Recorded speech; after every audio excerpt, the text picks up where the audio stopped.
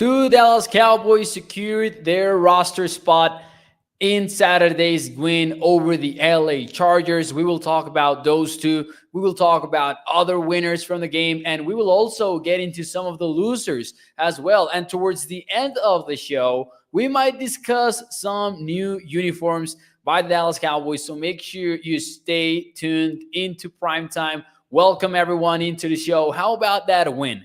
Now, to be fair, just like we said after the Cowboys loss in preseason week number 1, we said the scoreboard didn't matter that much. And in order to stay fair, in order to remain just, we will say that again. Now that the Dallas Cowboys won 32-10, the Dallas Cowboys scoreboard is the list of what should concern us in the preseason. So we'll dive into some of the players that impressed, some of the players that disappointed, even if briefly. So make sure you hit the like button, share the stream. Thank you for being with me tonight. I am excited about this one. I've been wanting to throw this stream up for you guys since the moment the game ended last night.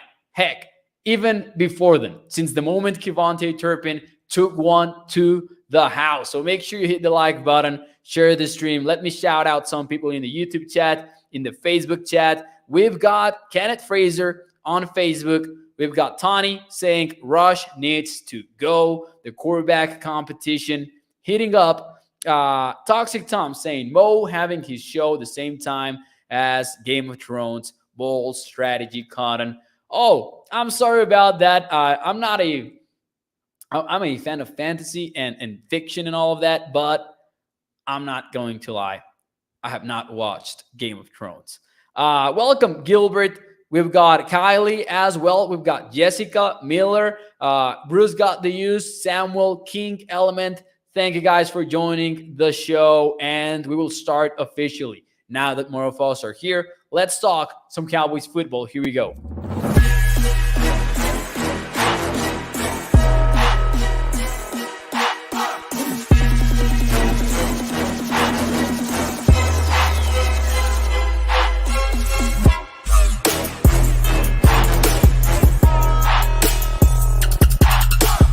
What is up, everyone, and welcome into A to Z Sports Dallas Primetime. I am your host, Mauricio Rodriguez, streaming with you live every Sunday through Thursday night at 8 p.m. Central here on Dallas On Demand Sports Talk Network, with a lot more content coming your way throughout the season on the website. Make sure you check out adzsports.com/Dallas.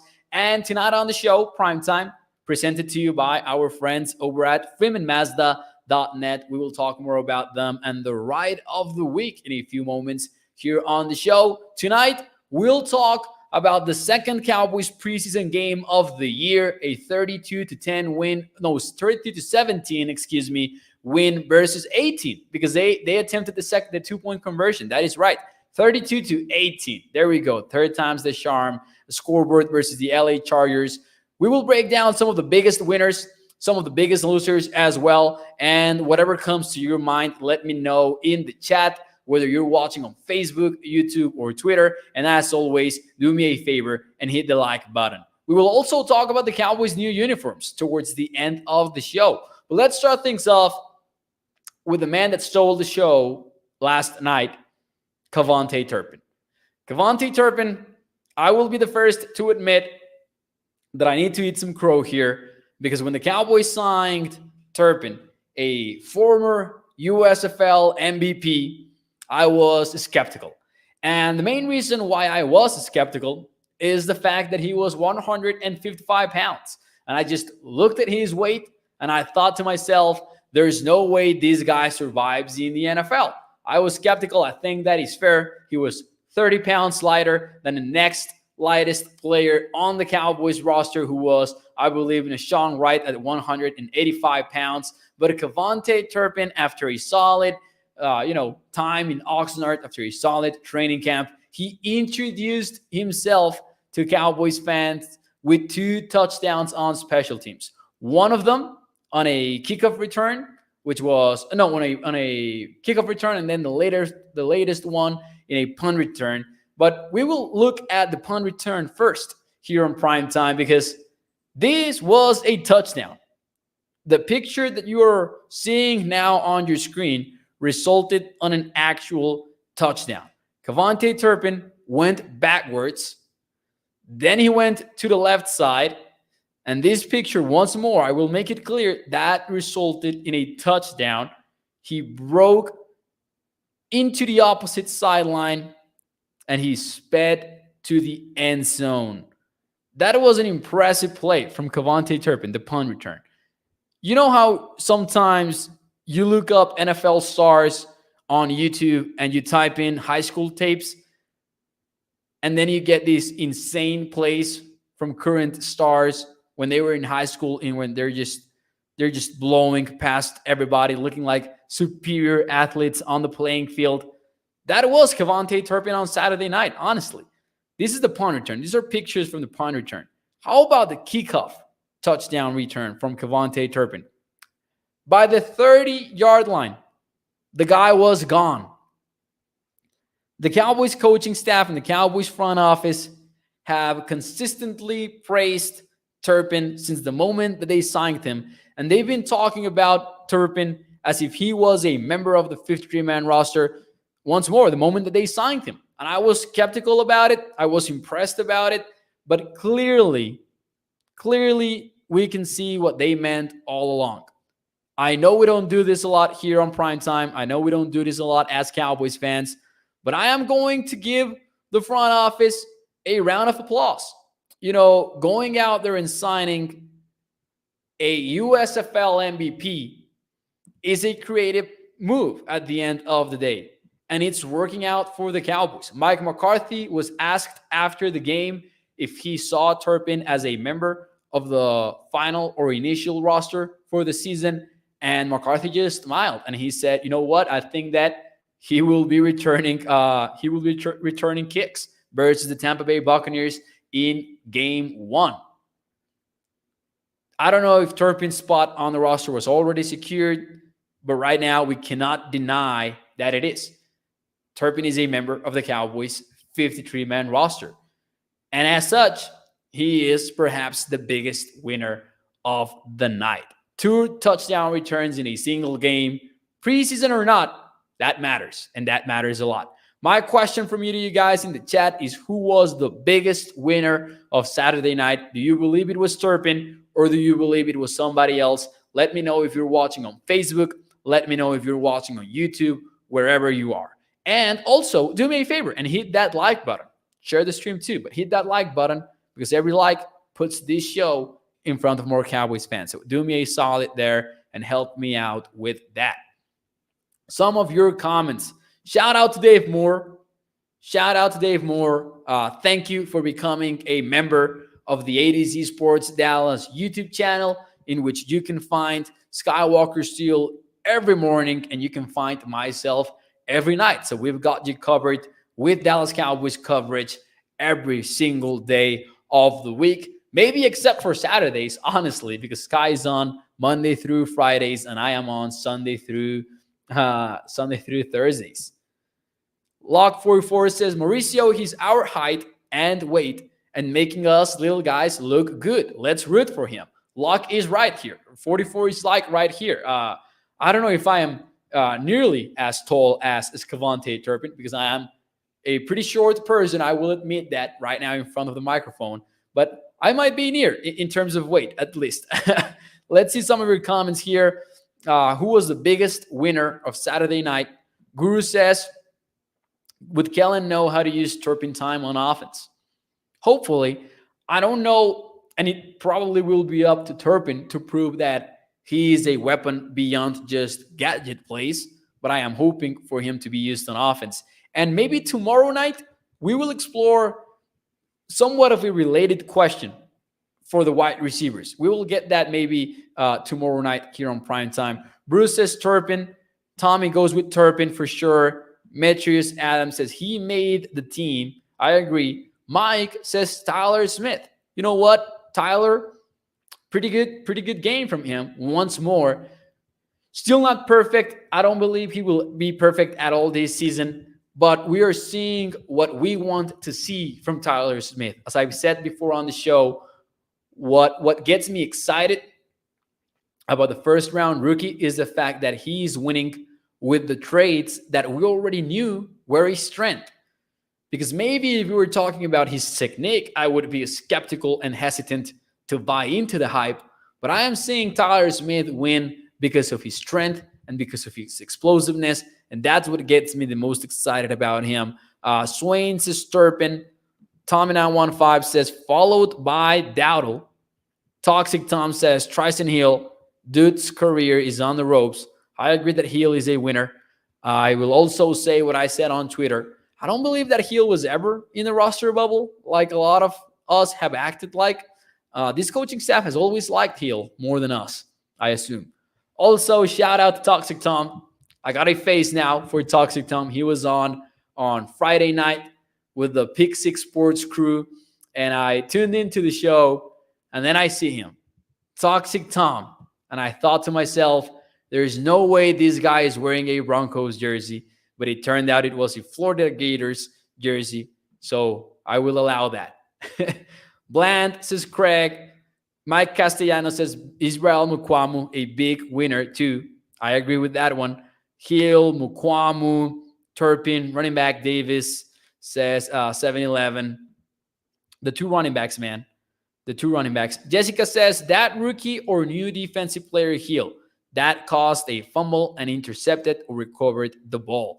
Yeah, he forced the fumble. He recovered the fumble that he forced. Hill was, a force out there. Skywalker still actually posted a highlight clip of him earlier on Sunday on the ADZ Sports Dallas YouTube channel in case you want to tune in and watch that as well.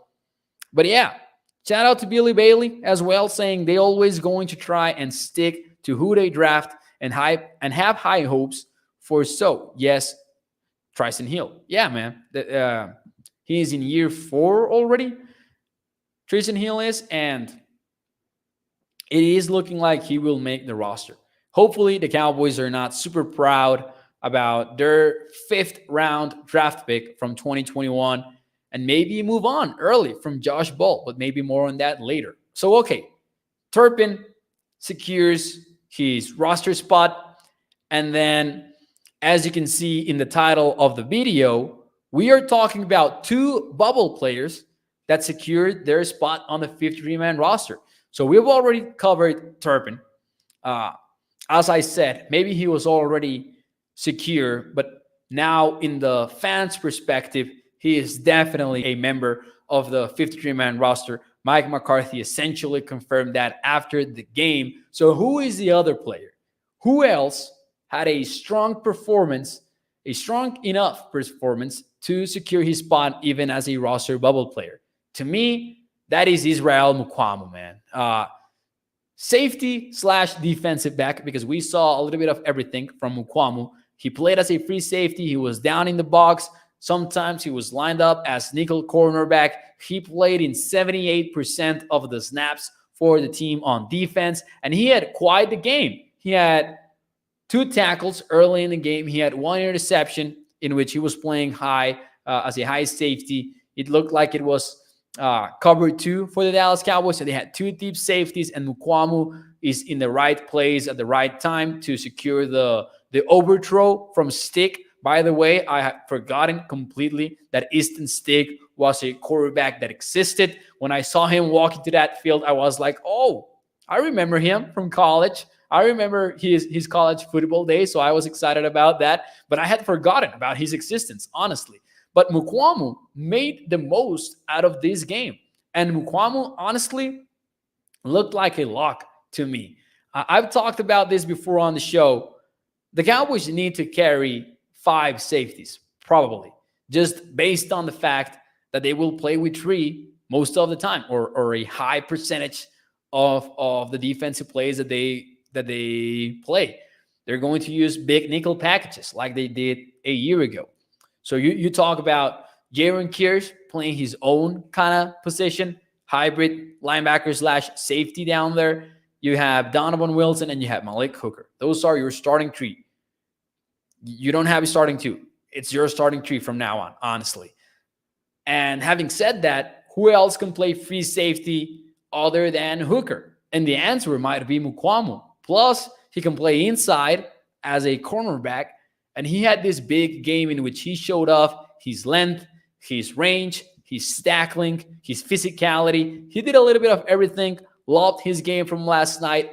And at this point, it would seem far-fetched to me to not include him in a 53-man roster projection. So he had these two big plays. First drive, he had 2 tackles and 1 interception. Opening drive of the game, defensively speaking. Second quarter, he had this big-time hit on Moore Jr., the wide receiver from the Chargers on the sidelines. And that was an interesting play because Mukwamu is playing as a deep safety once more. He comes down, lowers the boom in the sidelines in a play in which Kelvin Joseph looked kind of lost. And Joseph got a lot of criticism once more on Saturday night. And I even tweeted out half jokingly, half serious, that Mukwamu pretty much saved Kelvin Joseph from getting burnt on social media after that play. Big game from Mukwamu. And Michael Gelkin tweeted out this take on him being one of the most improved players for the Cowboys, especially in his second year. And I couldn't help remember that that show in which he joined Primetime, Israel Mukwamu did. And I was looking back on it. I actually rewatched that interview today. And one of the things that he says is, with the film room and with the knowledge that comes from reviewing the tape, Mukwamu mentioned that he felt that he would play faster because maybe he would be more reacting than thinking on the field, which is a concept that we have discussed before on Primetime. And it definitely looks that way for the Cowboys safety. Mukwamu is out there playing faster and he is playing more comfortable. He is just showing off his range, his speed, a little bit of everything. And he can play pretty much every spot on the defensive backfield, which gives this team additional depth. But yeah, Mukwamu is one of my biggest winners. Definitely would say that Mukwamu and Turpin are my 2 biggest winners of last night. Let's see some of your comments, though, here. And do me a favor, hit the like button. 7-Eleven says, Mo, we have defensive tackles that will not make the team just because of the numbers. We should trade one of them for a swing tackle. It's a tough cut for the Cowboys, man, a defensive line. I think they will carry 10 of them. Maybe you can justify keeping 11, but it's going to be tough to decide who gets cut. My early guess, Basham, and I hate that. I hate to say Basham, but I don't know who else you cut at defensive end. Maybe you go long at defensive end, but then you need to make an additional cut at tackle. My projection from last week said that pretty much the most important cuts would be Basham and who else? John Ridgway. But it's a tough cut to make, so I really don't know what will happen there. Will Greer says JT Smith is going to take the backup spot over Rush. I wouldn't dismiss that possibility. It's trending that way right now. And Will Greer looked loose on Saturday night. He looked comfortable out there on the playing field. He was being aggressive. He was making throws, and he was being athletic. And as Mike McCarthy put it earlier on the month, he said he plays with a certain moxie. And it's right. It's true, man. That's how Will Greer plays. He doesn't care. I think it was Dalton Miller from Blogging the Boys or Pro Football Network who tweeted out, I don't know if it will be good, but Will Greer will be fun. And it was. So I wouldn't mind Will Greer being the backup quarterback for the Cowboys. King Element says the big difference between Mukwamu and Wright for me is that Mukwamu at least plays like he is 6'4". Ooh, spicy. Spicy comment from King Element because Wright has not played like he is 6'4". He doesn't turn around.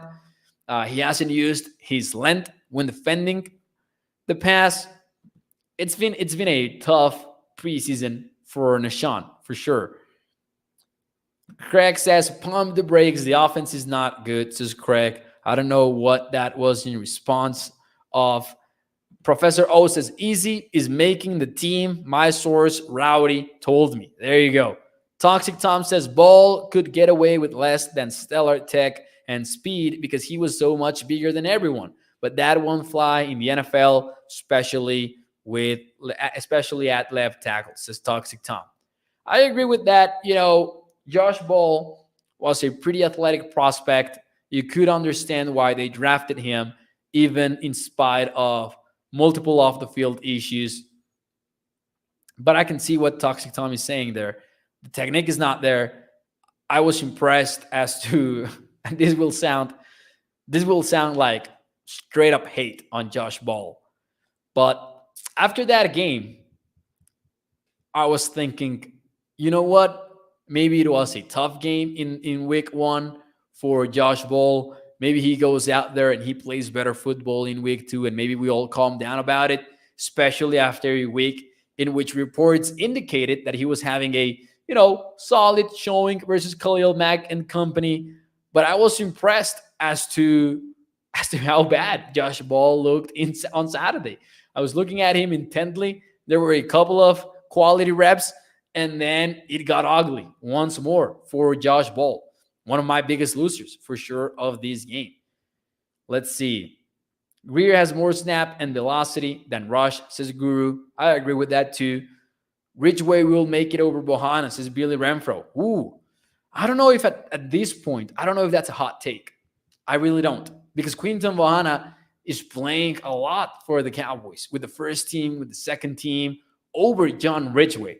So I don't know if for Ridgeway, is it possible for him to beat Bohana at this point, do you think?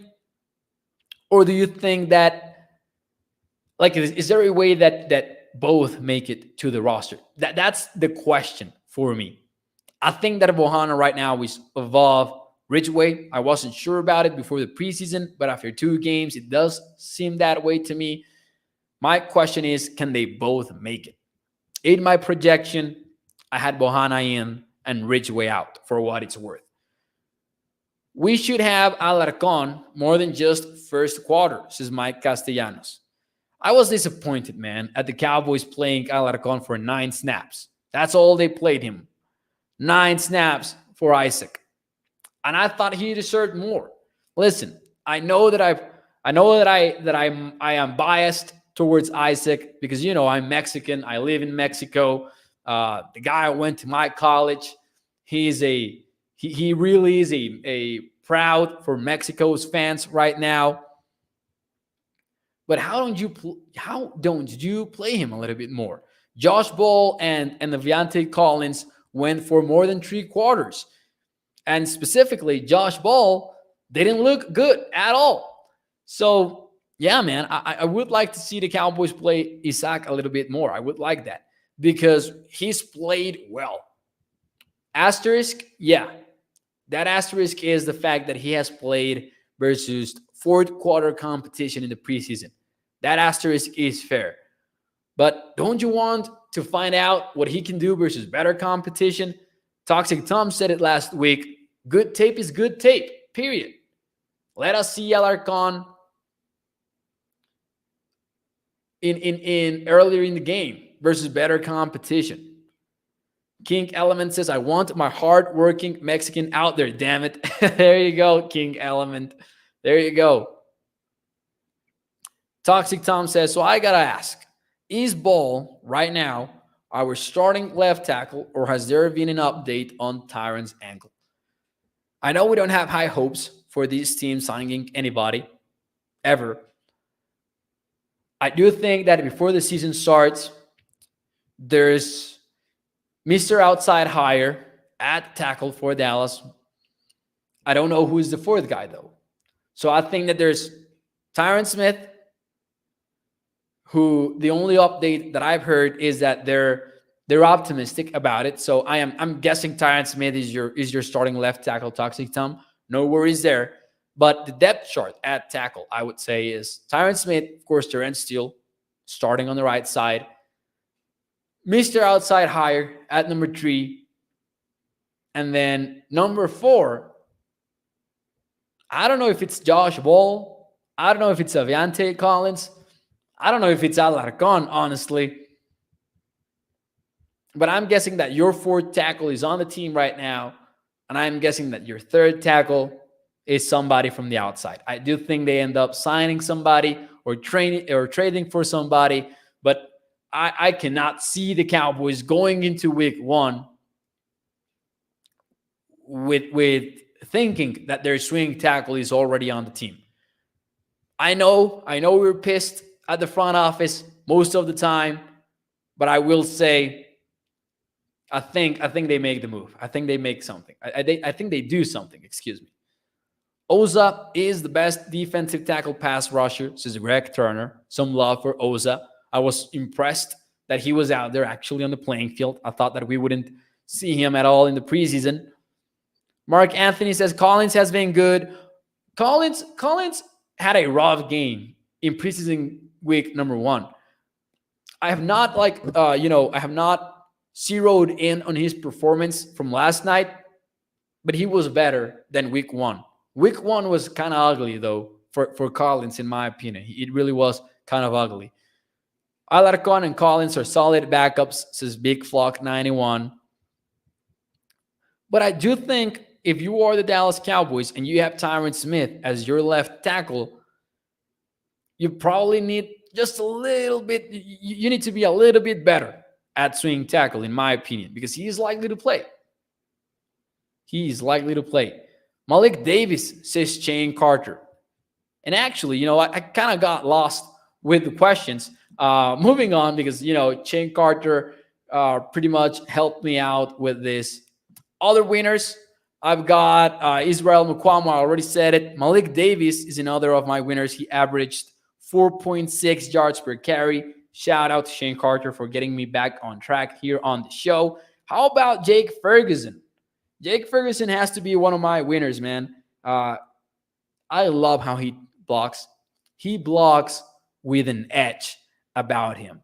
And he had 2 catches for 24 yards, 21 of which came in one play in which he breaks a tackle and then stays on his feet and moves the sticks and a little bit more. I am loving the Jake Ferguson hype. This guy is, and I hate stereotypes. I hate stereotypes, man, but you cannot tell me that Jake Ferguson is not the most Big Ten tight end out of every Big Ten tight end. That's like the stereotype of Big Ten tight ends, man. Just the willingness when blocking, the toughness when catching the football, and just his play style. I love Jake Ferguson, and you can clearly see what the Cowboys mean when they say that he is out there fitting into their scheme right away. And I'm expecting a lot of 2 tight end sets for the Cowboys, especially early in the season, before Michael Gallup returns, before James Washington returns.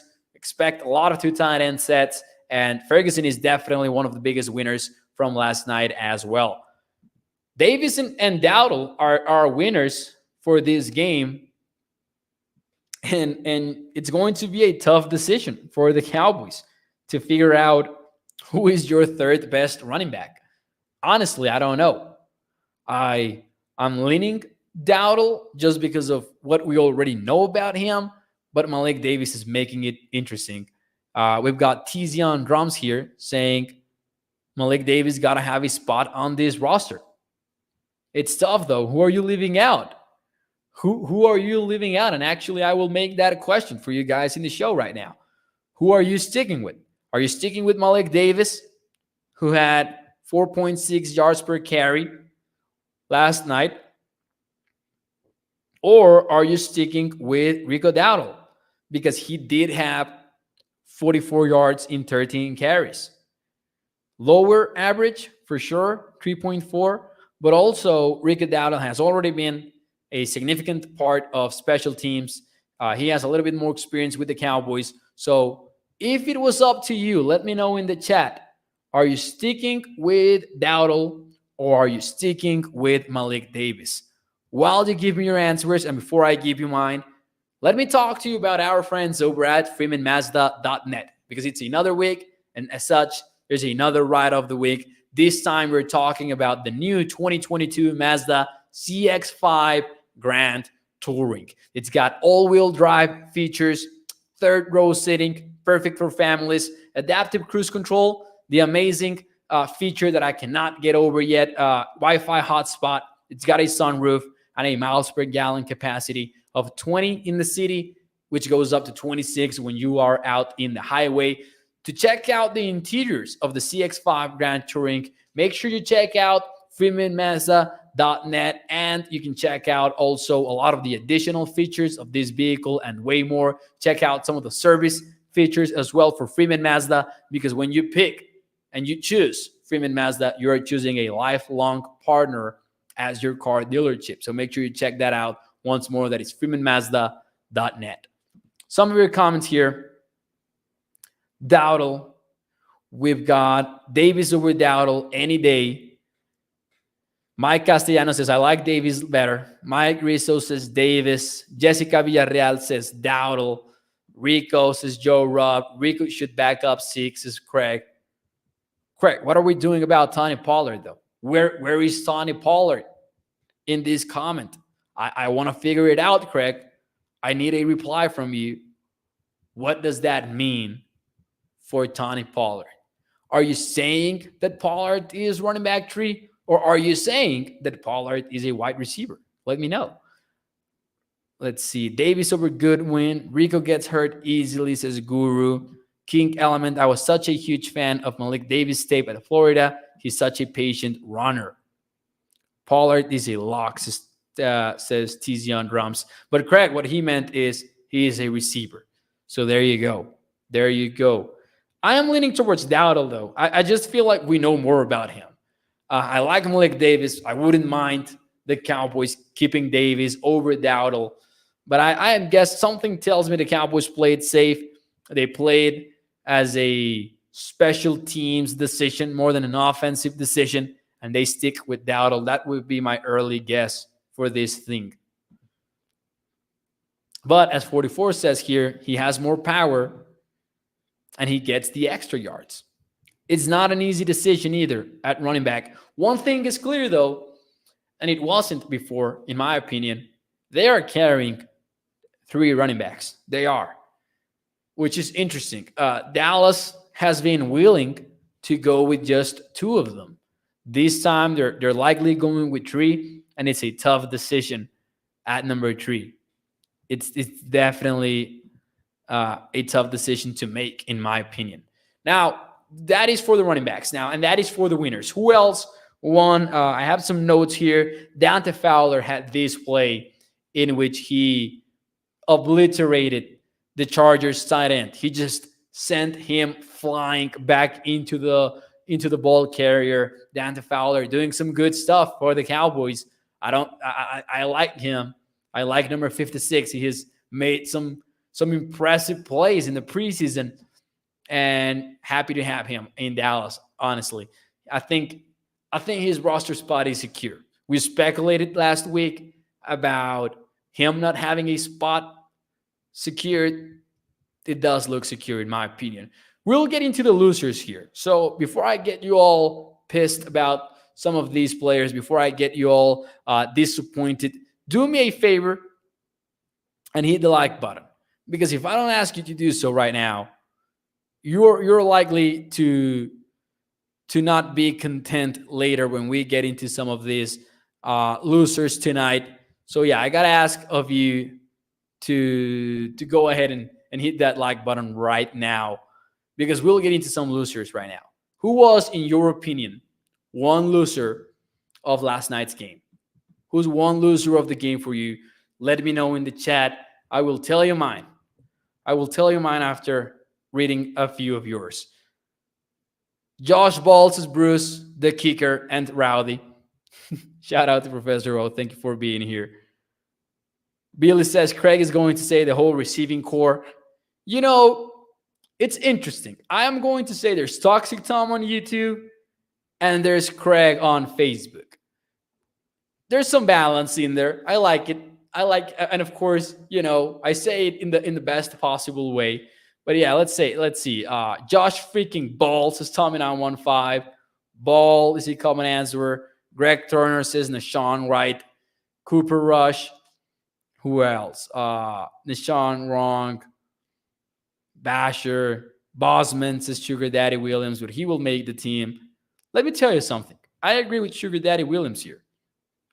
Kelvin Joseph has gotten a lot of hate. I'm not saying that it's not right for him to get some hate. He has not played well in the preseason. He has not been consistent. But yeah, he's making the roster.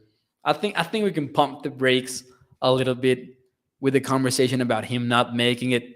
This is the Cowboys. They're not going to cut a second-round pick. And I don't hate them for not cutting Kelvin Joseph because we've seen him play in the regular season. We've seen him have success in the regular season. So maybe they play it cool and they wait until things cool off and maybe he's a little bit less distracted. So yeah, Nashawn Wright, definitely one of my losers. I agree with you. Kenneth Frazier also brings him up. Billy Renfro as well. Nashawn Wright had a rough game. First drive of the game, gives up a big play. Doesn't get better towards the end of the game either. He misses tackles. He looks lost in coverage. He refuses to turn around and target the football and play the ball. He looks lost in coverage. Hopefully he's a little bit more consistent because he also shows flashes, to be fair. He also shows some good stuff when he's out there using his length, when he's out there making tackles. But I think there's a lot of inconsistency. Alexander Silva says, do you think Deron Bland is making the team? I think he's a lock, Alexander. I do think so. He might be the favorite to be the fourth best cornerback on this team. We were talking about this last week. Shout out Toxic Tom, man. I said it in the best way, Toxic Tom. I'm just saying that the tone of your comments, the tone of the comments are similar sometimes.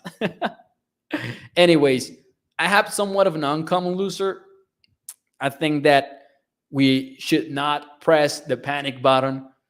We shouldn't even lift the glass lid that is covering the panic button. But I'm going to call Jalen Tolbert a loser for this game. I am. Once more, no need to panic. I'm still bullish on the third round rookie for the Dallas Cowboys. But there was another drop, and that was a pass that he shouldn't have dropped. And then also later in the game, Cooper Rush targets him in the end zone, and that should have been a touchdown. And I looked at it once more, and I watched the replay this morning, and I believe that's on Jalen Tolbert to step out of bounds. You guys know what play I'm talking about. He's in a crossing route, running towards the corner of the end zone. Cooper Rush targets him, finds him, and Tolbert steps out of bounds. Looks like a tough break. Maybe it is, but I'm just saying you would like for Jalen Tolbert to have the awareness of where he is on the playing field and get those feet inbound, because it was a makeable play in my opinion. No need to press the panic button at all, though. Tolbert has had a strong camp. He's been decent. He still has the skills that made him a day 2 draft pick. But it's the little things. Once more, not concerned. Think about Jamar Chase last year. He was dropping footballs left and right in Bengals training camp and Bengals preseason, and he ended up having one of the best years for a rookie and actually won the Offensive Rookie of the Year. But I do think it's fair to say he was a loser last night. Not panicking, though. Lock44 says Tolbert needs to know where he is at on the field. This ain't college, son. And also, this is the kind of stuff you want to happen in the preseason, because Tolbert will figure it out. Hopefully, of course, unaware of where he was on the field, says Craig. Tolbert had a college touchdown, but an NFL incompletion, says Bruce. Professor O says, if you don't have any context and you just look at the graphic, it's hilariously savage, says Professor O. What graphic, though, Professor O? Did I miss something? But yeah, once more, and I want to be very clear on it because I don't want you to believe that I'm not high on Jalen Tolbert anymore. I just wish that we had seen more from him now that he was given the chance. Last week, maybe he wasn't given the chance, but last night he was, and he didn't make the most out of it, unfortunately. What is up, Lumen? Thank you for being here in the show, saying, I guess the Cowboys lost. They didn't. They ended up winning 32-18. It was a fun game, not going to lie. I was excited about last night's game. You know, the Turpins returns, Jake Ferguson doing his thing, Israel Bukwamu, primetime guest, killing it on the field. I was excited about last night's game. I agree with Jack. He had a great game, by the way, Mukwamu. And I am guessing that he secured his spot. That's the title of the video, actually. 2 bubble players that secured their spot. And I said Turpin. And I said Kevontae and Mukwamu, honestly. But yeah, Tolbert definitely must do better. Definitely. All right. Anyways, it's time to get into the uniforms. Because on Friday, before the game, the Cowboys made an announcement. And this was an announcement that we had already speculated on because the NFL, about a month ago or maybe a little bit more, they released these graphics in which they had every alternate helmet that was going to be used in 2022. And somehow, for a few hours, Cowboys fans kind of missed the fact that there were 2 helmets on that graphic for the Dallas Cowboys. There was a throwback, which the Cowboys had already officially announced. The throwback was making a comeback. The Cowboys were going to use it on Thanksgiving. We were excited about the idea of seeing those jerseys in Dak Prescott, Ezekiel Elliott, CeeDee Lamb. We were excited about it. Micah Parsons wearing that solid blue star. Heck yeah, give it to us. But there was another helmet. It was also white. So the Cowboys outsmarting NFL rules a little bit there. More on that later. But this is an alternative look for the Dallas Cowboys. And man, they nailed the video as well in which they made the announcement. In case you had not seen it, it's a white helmet, white face mask, original star or traditional star with the blue stripes and the color rush jersey and pants. My question from me to you guys is, what is one word for the Cowboys' new uniforms? What's one word for them? Let's see. Kenneth Frazier says that he likes them. I like the deal of new uniforms. Jack says that they were hot. What's one word for the Cowboys' new look? Cool, says Chris. Toxic Tom says distraction. Come on, toxic. That is pretty toxic, not going to lie. Have some fun. Dope, says Lamb. Icy, says Bruce Gandhi used garbage, says Chevy. Garbage did not like them at all. Average, says 7-Eleven. Irrelevant for Toxic Tom. See, Toxic Tom, you were hating on me for comparing the tone of your comments with Craig's. This is Toxic Tom, the one that you're seeing in the screen, irrelevant. And this is Craig. It's a helmet. Relax. It's a uniform. I like you guys. Fuego, says King Element. Cold. Fast. Professor O with the fire. Sick nasty, says Billy Bailey. Saucy. I like this one from Mike T. Ooh-wee. I like that one. I'll stay with that one. Man, it's clean. My word is clean. They look clean. I love them. Bruce says, Mo got a double kill. I did, man. Bro, I love this. I love this look. I was freaking out when I saw them. I'm not going to lie. I am excited. Now, the Cowboys did smart they outsmart the NFL. Because the rule is you can have 2 helmets. but that means two hard shells. So, the white shell in itself. You can change the decal, which is what the Cowboys will do, and you can change the face mask. So Dallas will have three different looks for their helmets. This is going to be used on December 29th, Thursday Night Football versus the Tennessee Titans, ADC Sports Bowl. I'm excited about it. You know what? We already worried earlier on the show. We're at 45 minutes now on the show. We already worried about the swing tackle situation. We already worried about plenty of stuff. Right now, I'm going to enjoy the fact that the Cowboys are unleashing a whole new look on the 2022 season. They're slick. The helmets are slick.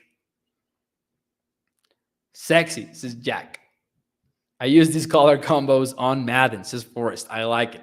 Yeah, I love them. I definitely did love those looks. But anyways, ladies and gentlemen, that will be it for me tonight. I really enjoyed this show. I wanted to do this right after the game ended last night. I was excited about Turpin's returns. I was excited about Easy Mukwama doing his thing and much more.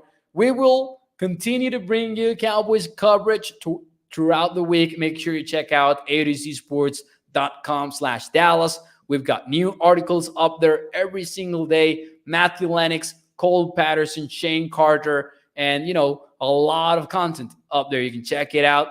And I will see you tomorrow night, 8 p.m. Central. As always, I am your host, Mauricio Rodriguez, streaming with you live every Sunday through Thursday, 8 p.m. Central, on a show presented to you by FreemanMazda.net. Make sure you check out the Ride of the Week on their website. Follow me on Twitter at MauNFL. Hope you guys have a fantastic start to the week. Mondays are tough sometimes, but do your best. Do your best, ladies and gentlemen, and I will see you tomorrow night. Adios.